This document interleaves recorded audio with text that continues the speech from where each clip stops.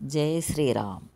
హనుమంతుడు, హనుమాన్, ఆంజనేయుడు ఇలా రకరకాల పేర్లు కలిగాడు ఆంజనేయ స్వామి. ఏ పేరుతో పిలిచినా పలికే హనుమంతుడి భక్తులు చాలా ఎక్కువే.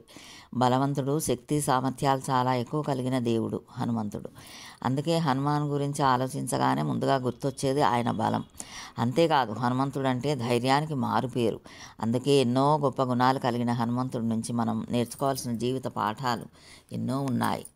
ఆంజనేయుడిని ఎక్కువగా పూజించడానికి ముఖ్య కారణం అతని నిజాయితీ, మానవత్వం, బలం, జ్ఞానం, నిజమైన భక్తిని కలిగి ఉండటమే. హనుమంతుడికి ఉన్న భక్తి పారవస్యం ఎవరిలోనూ చూడలేం.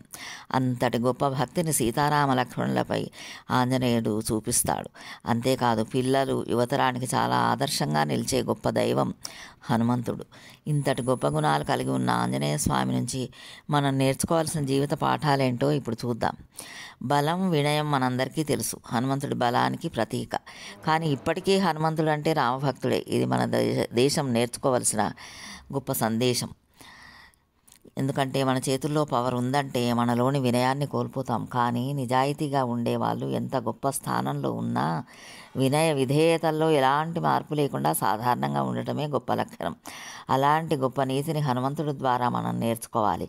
ధైర్యం. శత్రువులతో పోరాడాల్సి వచ్చినప్పుడు హనుమంతుడు నిజమైన ధైర్యాన్ని చూపిస్తాడు. తనకంటే 100 రెట్లు బలవంతుడైనా తనలోని ధైర్యాన్ని మాత్రం కోల్పోడు.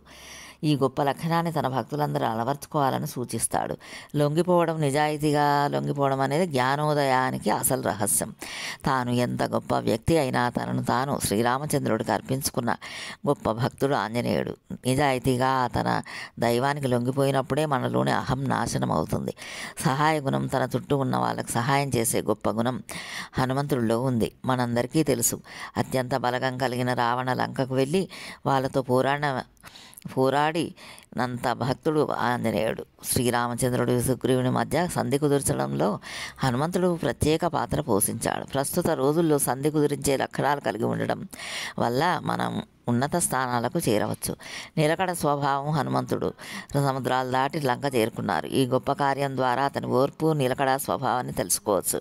తనకు ఇచ్చిన బాధ్యత నెరవేర్చడానికి హనుమంతుడు ఎన్ని కష్టాలనైనా ఓర్పుతో ఓర్చుకునే గొప్ప లక్షణం ఉంది.